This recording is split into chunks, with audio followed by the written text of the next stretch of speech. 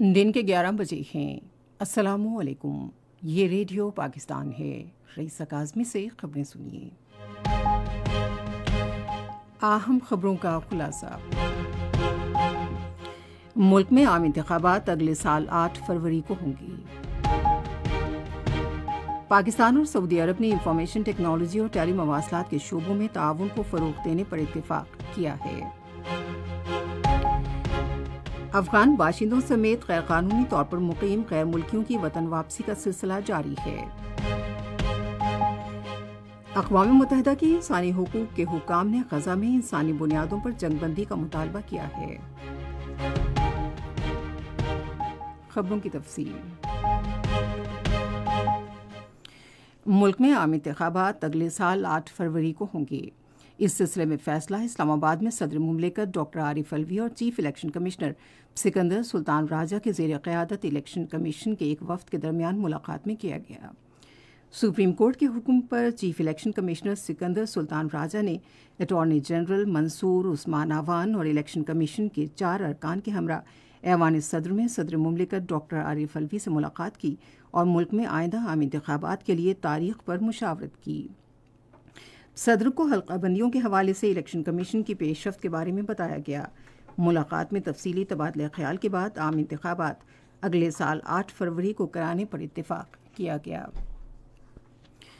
پاکستان اور سعودی عرب نے information technology اور ٹیلی مواصلات کے شعبے میں دو طرفہ تعاون کو فروغ دینے پر اتفاق کیا ہے۔ یہ اتفاق رائے اسلام آباد میں آئی ٹی اور ٹیلی کمیونیکیشن کے وزیر ڈاکٹر عمر سیف اور سعودی عرب کے سفیر نواف بن سعید المالکی کے درمیان ملاقات میں ہوا۔ ڈاکٹر عمر سیف نے کہا کہ پاکستان آئی ٹی اور ٹیلی کام کے شعبوں میں سعودی عرب کے ساتھ تعلقات کو فروغ دینا چاہتا ہے۔ سعودی سفیر نواف بن سعید المالکی نے کہا کہ سعودی عرب آئی ٹی اور ٹیلی کام کے شعبوں میں پاکستان سے بھرپور تعاون کر رہا ہے۔ انہوں نے پاکستانی آئی ٹی کمپنیوں کو ویزوں کی فراہمی میں مکمل تعاون کا یقین دلایا۔ امریکہ میں پاکستان کے سفیر مسعود خان نے کہا ہے کہ پاکستان نے آئی ٹی، توانائی، زراعت، معدنیات اور دفاعی پیداوار کے شعبوں میں غیر ملکی سرمایہ کاری کے لیے نئی راہیں کھول دی ہیں۔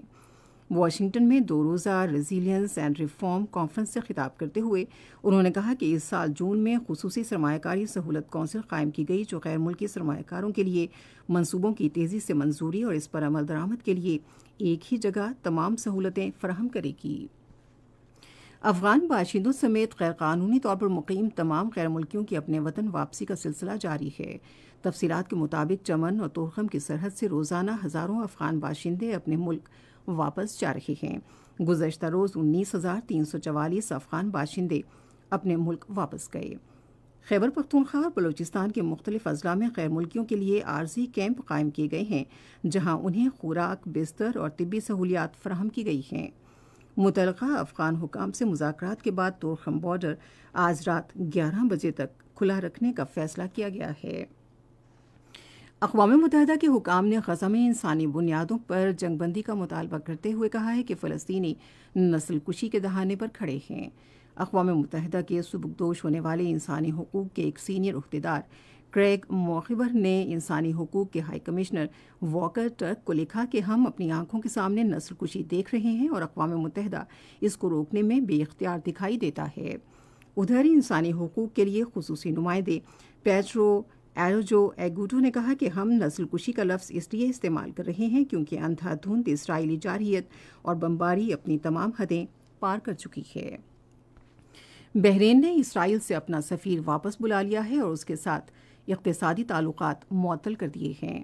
بحرین کی پارلیمنٹ نے ایک بیان میں کہا کہ اسرائیلی سفیر کو مانامہ سے نکال دیا گیا ہے۔ کل جماعتی ہوریت کانفرنس نے کہا ہے کہ مسئلہ کشمیر اقوام متحدہ کی طرف سے تسلیم شدہ ہے اور اسے کشمیری عوام کی امنگوں کے مطابق پرامن طریقے سے حل کرنے کی ضرورت ہے۔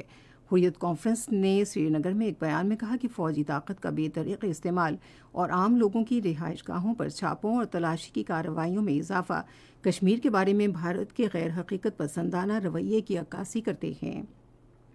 انہوں نے اقوام متحدہ کی انسانی حقوق کونسل اور انسانی حقوق کی دوسری تنظیموں پر زور دیا کہ وہ بھارتی فورسز کی طرف سے بڑے پیمانے پر قتل و غارت اور گرفتاریوں کا نوٹس لے۔ ممتاز لوک گلوکارہ ریشما کی آج 10ویں برسی منائی جا رہی ہے۔ ریشما بلبل صحرا کے نام سے مشہور تھیں۔ وہ 1947 میں راجستھان میں پیدا ہوئیں۔ ان کو ستارے امتیاز اور لیجنڈز آف پاکستان سمیت متعدد قومی ایوارڈز سے نوازا گیا۔ ان کا آج ہی کے دن 2013 میں گلے کے سرطان کے باعث انتقال ہوا۔ آج بھارت کے شہر لکھنؤ میں عالمی کپ کرکٹ ٹورنامنٹ کے ایک میچ میں افغانستان اور نیدرلینڈز مد مقابل ہوں گے۔ میچ پاکستان کے معیاری وقت کے مطابق دن 1:30 بجے شروع ہوگا۔ اس کے ساتھ ہی خبریں ختم ہوئیں۔ مزید خبروں اور تجزیوں کے لیے آئیے ہماری ویب سائٹ پر radio.gov.pk اور فیس بک کے link radio Pakistan news official پر براہ راست ویڈیو سٹریمنگ بھی ملاحظہ کیجیے۔